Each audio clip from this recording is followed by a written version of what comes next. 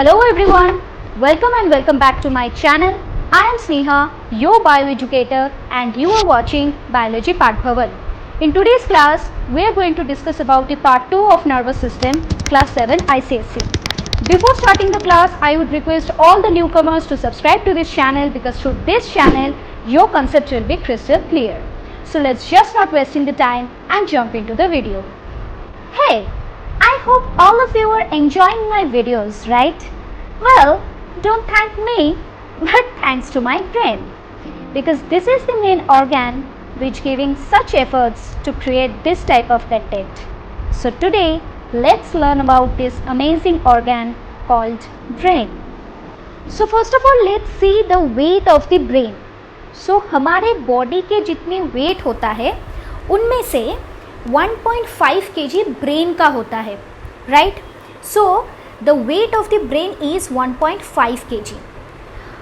Now ये इतना precious organ है तो इसको प्रोटेक्शन करना भी ज़रूरी है. तो इसीलिए हमारे बॉडी के अंदर एक बोनी स्ट्रक्चर पाया जाता है जिसको हम लोग बोलते हैं स्कल और क्रेनियम. तो इस स्कल और क्रेनियम के अंदर लोकेटेड रहता है ये ब्रेन. तो अगर हम लोग इस डायग्राम को देखेंगे तो देखिए जो बाहर वाला पोर्शन है दैट इज द हेयर, सो वो आउटर रीजन है. ओके, उसके नीचे जो रीजन है इसको ही हम लोग बोलते हैं स्कल या फिर क्रेनियम. ये बोन से बना होता है. ओके, अब अगर इस पोर्शन को हम लोग थोड़ा जूम करके देखेंगे तो ये वाला रीजन हो गया हमारा स्कल रीजन. ठीक है, ये वाला रीजन हमारा स्कल रीजन है. अब देखिए इसके नीचे और भी 3 लेयर्स है. अब ये क्या है?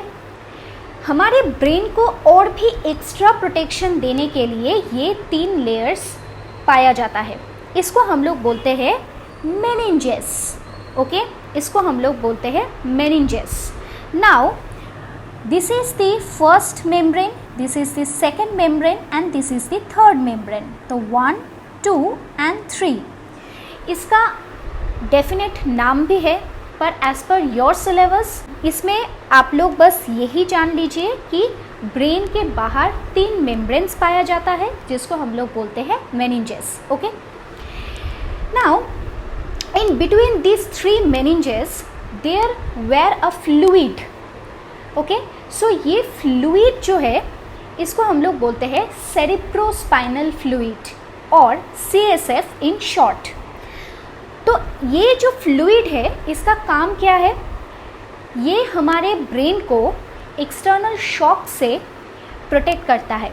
अब एक्सटर्नल शॉक मतलब क्या है? मान लीजिए ऐसा सिचुएशन आया कि हम गिर गए या फिर ऐसा एक्सीडेंट टाइप ऑफ सिचुएशन हुआ जहाँ पे ब्रेन डैमेज हो सकता है. बट ये जो एक्सटर्नल शॉक जो आएगा ब्रेन के ऊपर तो ये फ्लूइड उसको जस्ट बाउंस बैक कर देगा. तो ब्रेन को ये अलग से एक एक्स्ट्रा प्रोटेक्शन प्रोवाइड करता है. राइट, नाउ अगर हम लोग ब्रेन को अंदर से देखेंगे मतलब डाइसेक्ट करेंगे तो ब्रेन का 2 लेयर हम लोगों को देखने को मिलेगा. एक तो है आउटर लेयर एंड एक तो है inner layer. Now the outer layer of the brain is composed of grey matter and the inner layer of the brain is composed of white matter. Now what is grey matter and white matter? Grey matter is composed of millions of neurons. ठीक है, लगभग 9 millions neuron से ये grey matter बनता है. Okay, so the gray matter is composed of 9 billion neurons, right? And the white matter is composed of axons, lots of axons. Okay? So इसी से हमारे जो ब्रेन है ये प्रिपेयर होता है. Okay, now if we see the structure of the brain as a side view then this type of structure you all can see. Different parts of the brain are distinctly seen in this diagram. And as per your syllabus, brain has three distinct parts. Okay, so the first and the largest portion of the brain is called cerebrum. Okay, cerebrum. Underneath this cerebrum there is a small brain or a little brain. A like brain is called cerebellum. Let me write over here, cerebellum. Okay, and the last portion of the brain is medulla oblongata. Okay, it's called medulla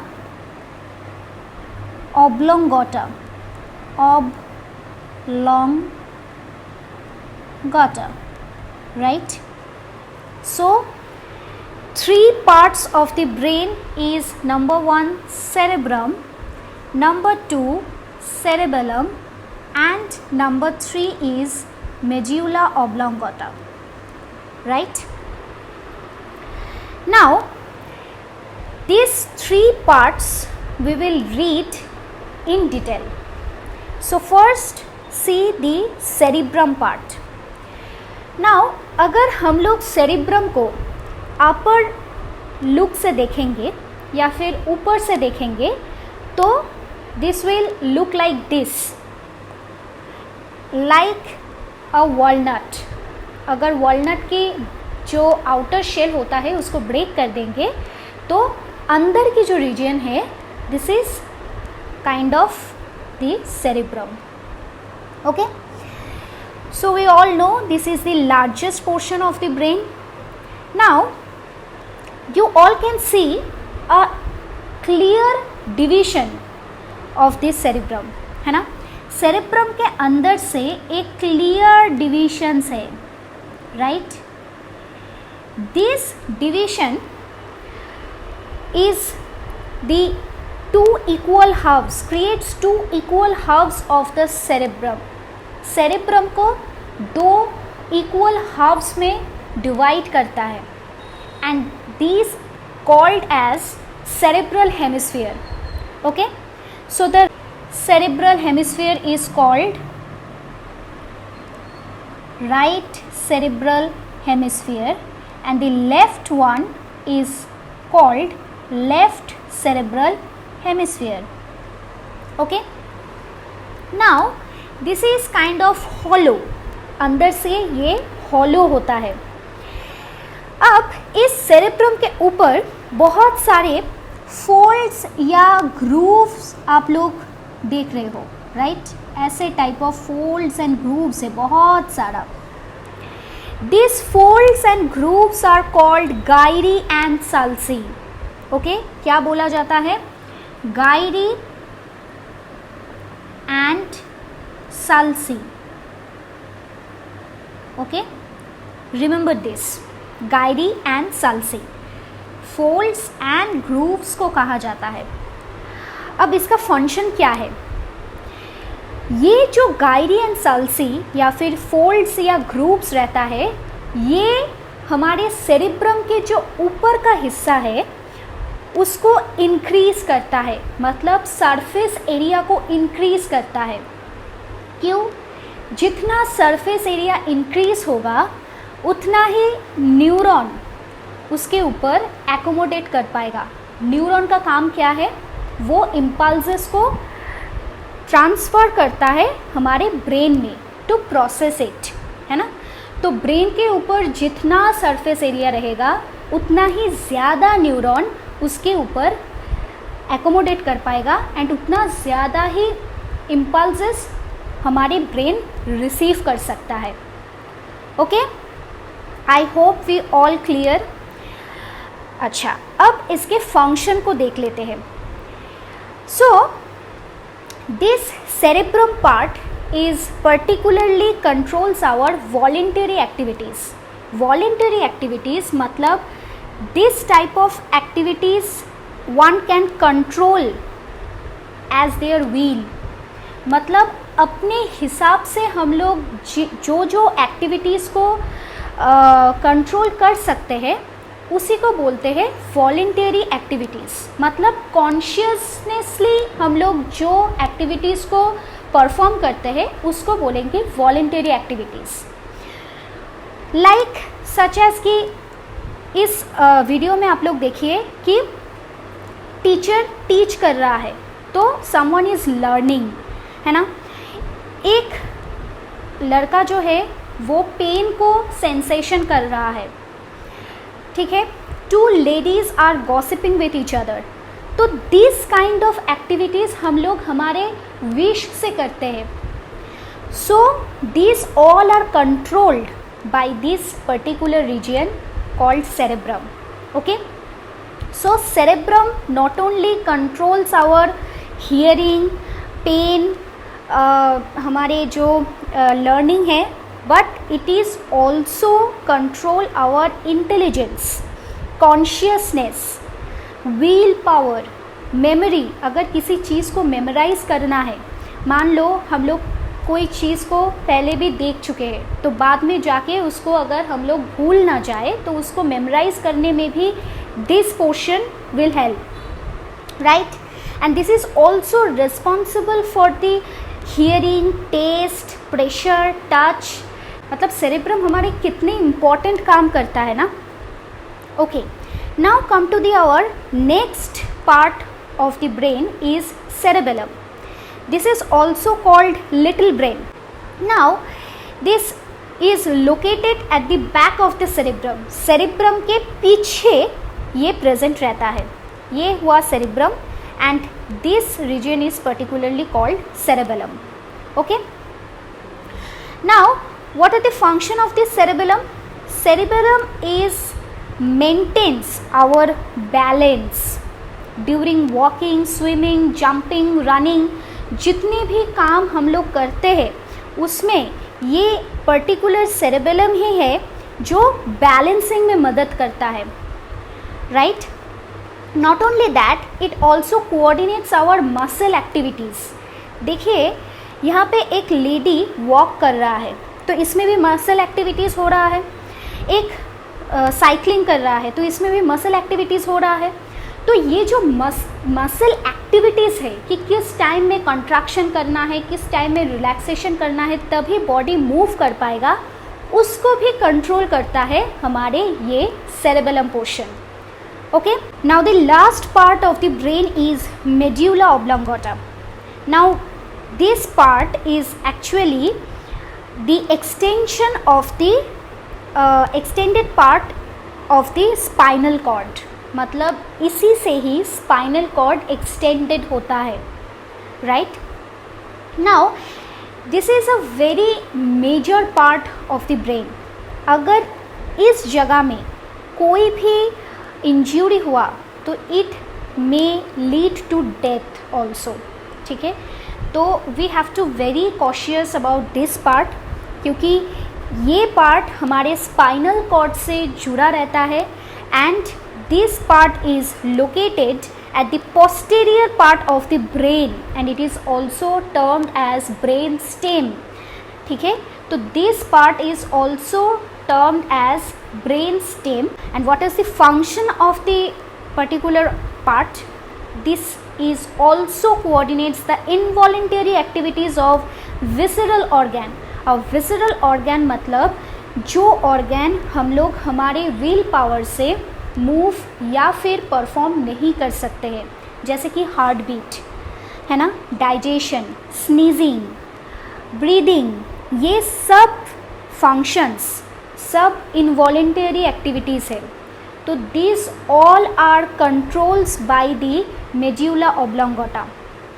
okay, so जैसे कि heart beat कर रहा है, जैसे कि heart beat कर रहा है, जैसे कि फूड डाइजेशंस हो रहा है, जैसे कि स्नीजिंग हो रहा है, तो ये सब actions we can not perform our will, है ना, हमारे हिसाब से हम लोग मूव नहीं कर सकते हैं। तो this type of functions may lead by our this part that is called medulla oblongata. Okay, That's it for the brain. Now let's see the structure of spinal cord. So as we already know that spinal cord is extended from the medulla oblongata of the brain, right? So let's see this video, it will clear your vision more, right? So this is the brain, and this portion, let me just focus on this particular part, this part. So in this case you already see that this is the medulla oblongata, right?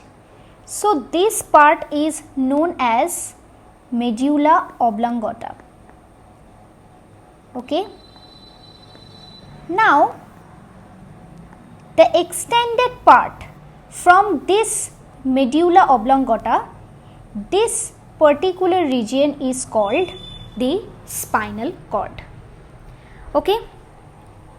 So this spinal cord is a kind of bony structure which enclosed our vertebral column. Okay. So vertebral column is present only in case of vertebrates.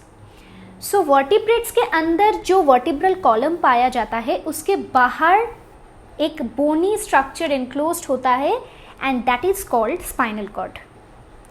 Okay. Now अगर हम लोग इस spinal cord को dissect करके अंदर से देखेंगे तो ब्रेन की जैसा ही स्ट्रक्चर देखने को मिलेगा. जैसे कि इन case of brain, this is the brain. So in case of brain the outer part is composed of gray matter, that is this region is composed of gray matter, right? We already have read this. So and the inner region is composed of white matter, that is this part is composed of white matter. Now in case of spinal cord, अगर spinal cord को हम लोग dissect करेंगे तो इस part को अगर dissect करेंगे ऐसे डाइसेक्ट करेंगे, बीचों बीच काट देंगे तो ऐसे टाइप ऑफ स्ट्रक्चर देखने को मिलेगा. And this is the section of a spinal cord. Okay. So in this case here this brown region is the gray matter. So in case of spinal cord the inner region is composed of gray matter and the outer region is composed of white matter. So it's just the opposite of brain, है ना.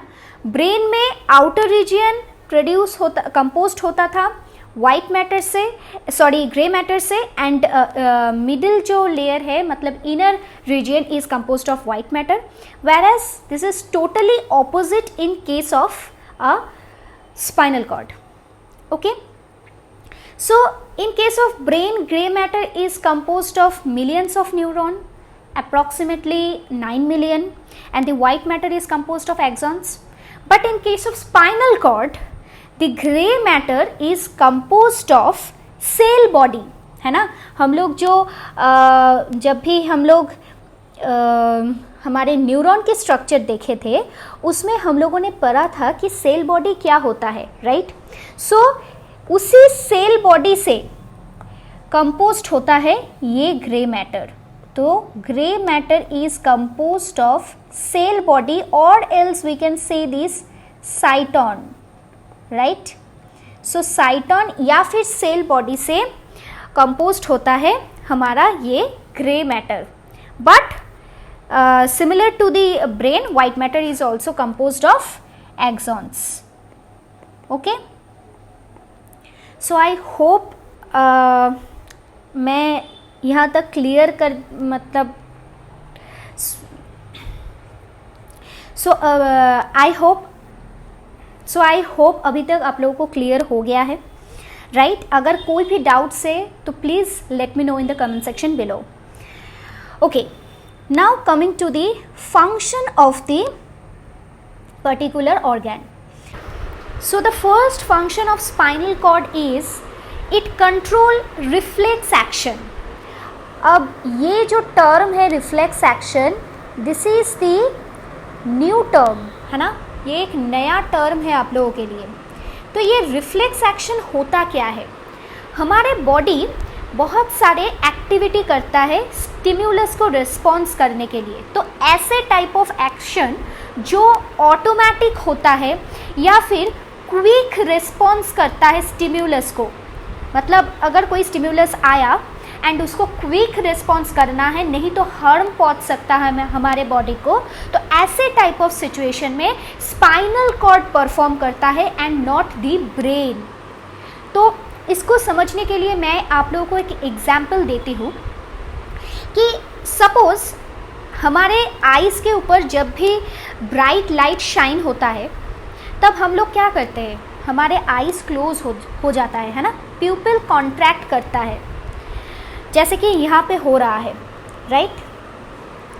तो ऐसे type of situation में spinal cord perform करता है। जब भी light गिरेगा तब हम लोग अगर सोचने बैठ जाएंगे कि हाँ यहाँ पे क्या काम करना है, तो उसमें हार्म हो सकता है। जैसे कि और एग्जाम्पल है, अगर हम लोग सडनली कोई हॉट यूटेंसिल्स पे हाथ रख देंगे तो तुरंत उस यूटेंसिल से हाथ हटा भी लेंगे, है ना। तो ऐसे टाइप ऑफ सिचुएशन में जहाँ पे स्टिम्युलस के अगेंस्ट रिस्पॉन्स करना बहुत ही ज़रूरी है एंड क्विक रिस्पॉन्स करना है, नहीं तो हार्म हो सकता है बॉडी का, इसी टाइप ऑफ सिचुएशन को हम लोग बोलते हैं रिफ्लेक्स एक्शन, एंड ये कंट्रोल्ड होता है स्पाइनल कॉर्ड से, राइट। सेकेंड जो फंक्शन है that it mediates involuntary activities like heart beat, secretion of glands. So देखिए, हार्ट बीट तो मेडुला ऑब्लांगोटा भी करता था, बट स्पाइनल कॉर्ड से भी थोड़ा बहुत हार्ट बीट कंट्रोल होता है, राइट। अब ये सिक्रीशन ऑफ ग्लैंड्स क्या है, सिक्रीशन ऑफ ग्लैंड्स, यहाँ पे जो ग्लैंड की बात की गई है ये एंडोक्राइन ग्लैंड की बात कर रहा है, ठीक है।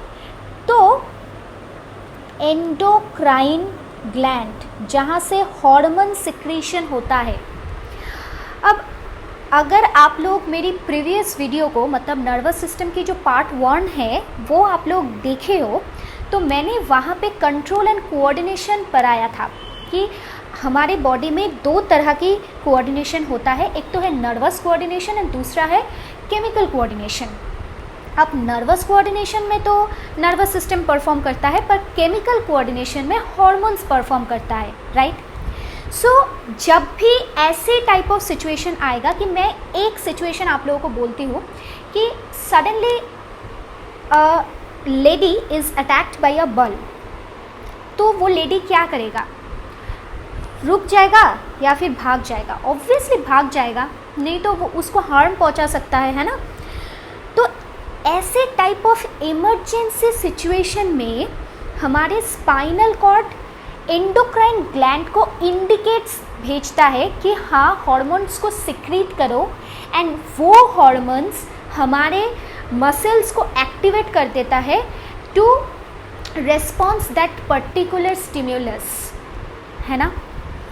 तो ये जो केमिकल कोऑर्डिनेशन है ना, ये केमिकल कोऑर्डिनेशन तो परफॉर्म होता है हार्मोन से, बट ये जो हार्मोन्स एंडोक्राइन ग्लैंड से रिलीज होता है, उस एंडोक्राइन ग्लैंड को इंडिकेट्स करता है ये स्पाइनल कॉर्ड, ठीक है।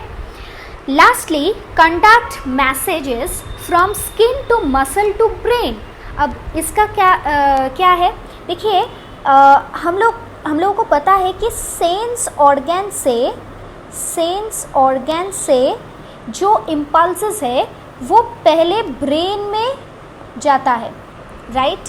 ब्रेन उसको क्या करता है, हमारे जो मसल्स है, मतलब एफेक्टर्स है, उसमें भेज देता है टू रिस्पॉन्स दैट सिचुएशन, है ना। तो पहले सेंस ऑर्गन ब्रेन में भेज देगा, ब्रेन या फिर स्पाइनल कॉर्ड जिसको हम लोग बोलते हैं CNS, ठीक है, ब्रेन या फिर स्पाइनल कॉर्ड में भेज देगा। फिर वो जो मैसेजेस है वो मसल में भेज देगा। तो स्पाइनल कॉर्ड ये काम भी करता है। सेंस ऑर्गन से मैसेज को स्किन से मैसेज को ब्रेन में ले जाता है। सेंस ऑर्गन जैसे कि एग्जाम्पल स्किन है ना। हमारे बॉडी में 5 सेंस ऑर्गन होता है, उसमें से स्किन एक सेंस ऑर्गन है। मैंने पहले भी बता दिया था कि सेंस ऑर्गन हमें बहुत सारे रिसेप्टर्स रहता है जिसका काम है एक्सटर्नल इम्पल्सेस को रिसीव करना, एंड फिर वो चला जाता है ब्रेन या फिर स्पाइनल कॉर्ड में, देन टू मसल।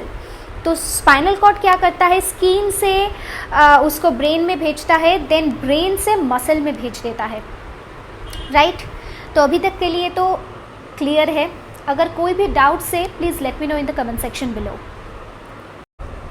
सो अभी तक हमने ब्रेन एंड स्पाइनल कॉर्ड को कवर किया जो सेंट्रल नर्वस सिस्टम की पार्ट है, right. So brain and spinal cord is under central nervous system, right. तो अभी हम लोग पढ़ेंगे पेरिफेरल नर्वस सिस्टम के बारे में, ठीक है। तो peripheral nervous system is composed of nerves, ठीक है, the nerves that are coming from the brain and spinal cord. अगर इसको और भी इजी तरीके से समझना है तो इस डायग्राम को देखिए। ये जो ब्रेन एंड स्पाइनल कॉर्ड है, इसको मिला के कंपोज्ड होता है हमारे सेंट्रल नर्वस सिस्टम, ठीक है, और CNS इन शॉर्ट, राइट। अब इसी ब्रेन एंड स्पाइनल कॉर्ड से ऐसे जो नर्व्स निकलता है एंड जो हमारे through out the body present रहता है, लोकेटेड रहता है, उसी के बारे में अभी हम लोग डिस्कस करेंगे। And these are the nerves that are coming from the brain and spinal cord. So our peripheral nervous system is composed of nerves, right? So this is the peripheral nervous system, right? Or PNS in short, okay? I hope आप लोगों को clear कर पाई हूँ मैं। So now let's see the peripheral nervous system. So peripheral nervous system connect the CNS to all parts of the body. अब इसका मतलब क्या है, देखिए मैंने अभी बताया कि ब्रेन एंड स्पाइनल कॉर्ड से जो नर्व्स हमारे थ्रू आउट द बॉडी फैला रहता है उसी को हम लोग बोलते हैं peripheral nervous system. So obviously nerves क्या करेगा, ब्रेन एंड स्पाइनल कॉर्ड से हमारे बॉडी के जितने भी ऑर्गन्स हैं उसको कनेक्ट कर देगा। तो यही काम करता है peripheral nervous system, right. Now peripheral nervous system is broadly classified into 2 types. Number 1 is somatic nervous system and number 2 is autonomic nervous system, ठीक है, autonomic nervous system. Now somatic nervous system is further classified into 2 types, cranial nerves and spinal nerves. तो हमारे जो somatic nervous system है वो 2 तरह की nerve से बनी होती है, cranial nerves and spinal nerves. As the name suggest, cranial means brain. So brain से जितनी भी नर्व्स निकलता है उसी को हम लोग बोलते हैं cranial nerves, and spinal cord से जितनी भी मतलब नर्व्स निकलता है उसी को हम लोग बोलते हैं स्पाइनल नर्व्स। क्लियर। सो हमारे बॉडी में 12 pairs of cranial nerves are present and 31 pairs of spinal nerves are present. Okay? So आप लोगों को ये बात याद रखना है कि cranial nerves arises from brain and it is of 12 pairs. Spinal nerves arises from spinal cord and it is of 31 pairs. Okay? That's it for somatic nervous system. Now come to the autonomic nervous system.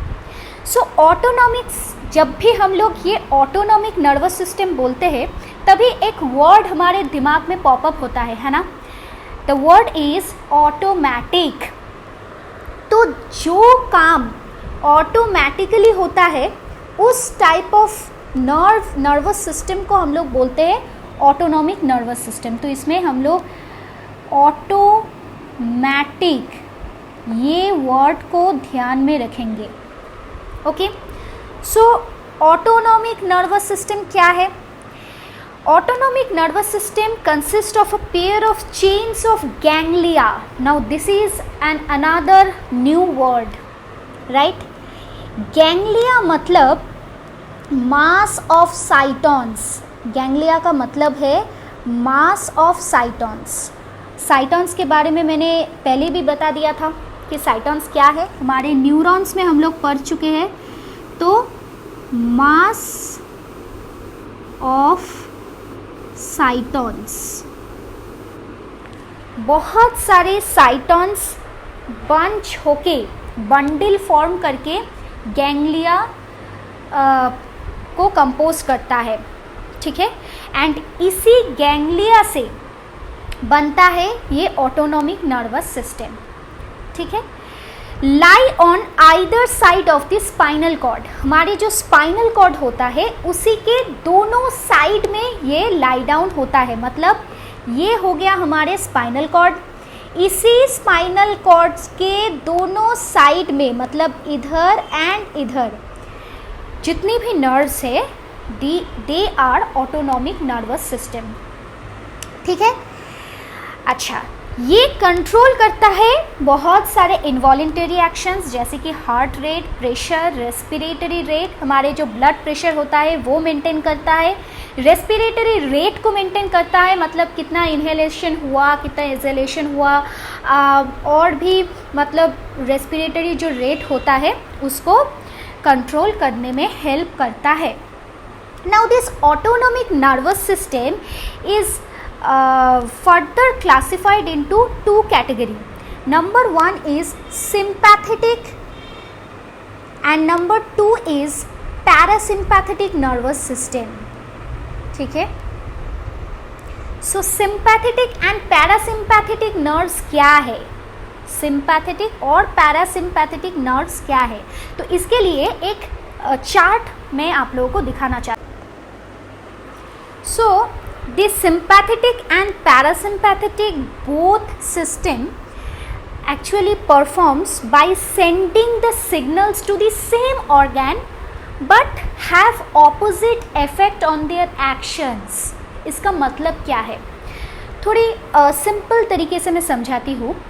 Body हमेशा दो situation में रहता है, एक तो emergency situation या फिर violent situation जहाँ पे हम लोग फाइट करते हैं या फिर किसी के साथ बहस कर रहे हैं, है ना। तो ऐसे टाइप ऑफ सिचुएशन में बॉडी इमरजेंसी सिचुएशन में रहता है।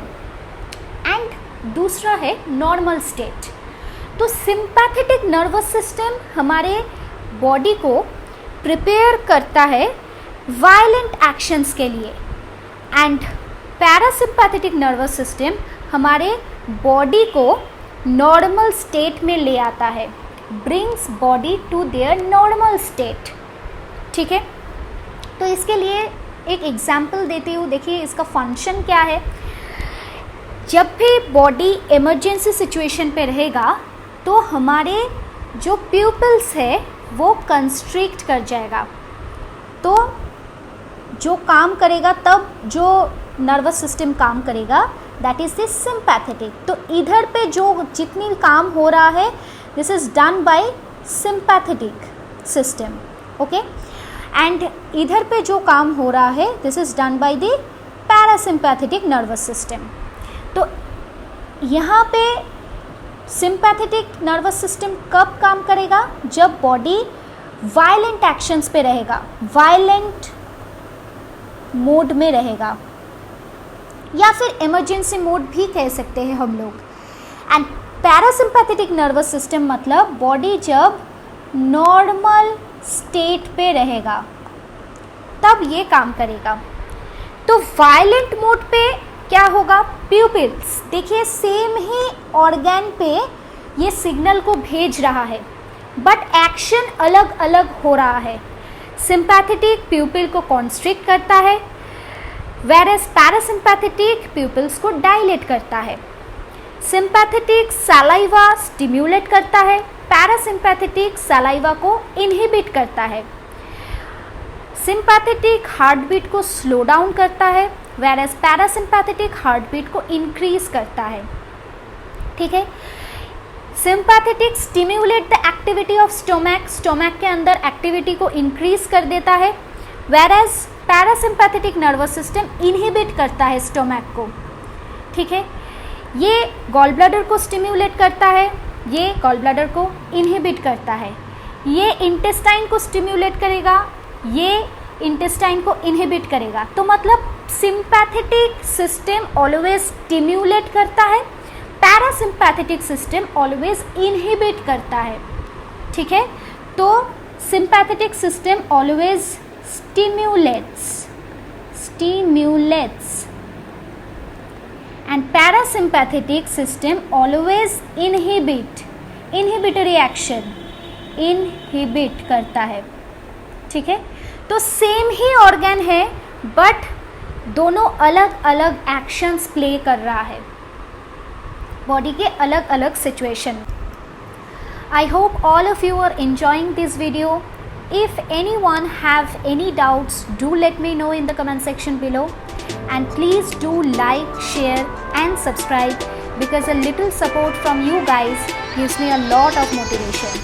Stay tuned for more such videos. Thank you.